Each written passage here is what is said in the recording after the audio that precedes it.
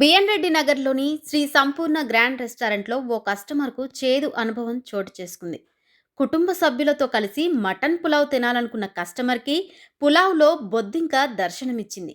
రంగారెడ్డి జిల్లా కోర్టులో న్యాయవాదిగా పనిచేసే రాంబాబు అనే వ్యక్తి తన కుటుంబ సభ్యులతో బిఎన్ రెడ్డి నగర్లో సిగ్నల్ వద్ద ఉన్న శ్రీ సంపూర్ణ గ్రాండ్ రెస్టారెంట్లో మటన్ పులావ్ ఆర్డర్ ఇచ్చారు.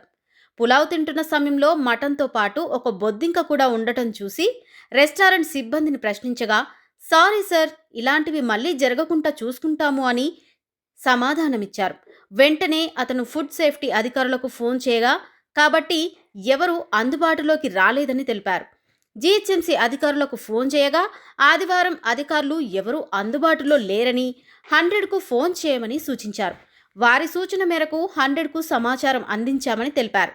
ఈ పులావ్ తిన్న వారి కుటుంబ సభ్యురాలు అనారోగ్యంతో వాంతులు చేసుకున్నారు. ఎల్బీ నగర్లో ఎన్నో రెస్టారెంట్లలో ఇలాంటి ఘటనలు ఎన్నో జరుగుతున్నాయి.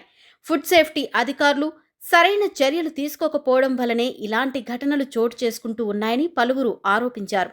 గతంలో కూడా కొన్ని రెస్టారెంట్లలో కుళ్ళిపోయిన మాంసాలు దొరికిన సంఘటనలు ఎన్నో ఉన్నాయి. ఇప్పటికైనా అధికారులు వారి విధులను సక్రమంగా నిర్వర్తించి ప్రజల ఆరోగ్యంతో ఆటలాడుతున్న ఇలాంటి రెస్టారెంట్లపై కఠిన చర్యలు తీసుకోవాలని స్థానికులు కోరారు.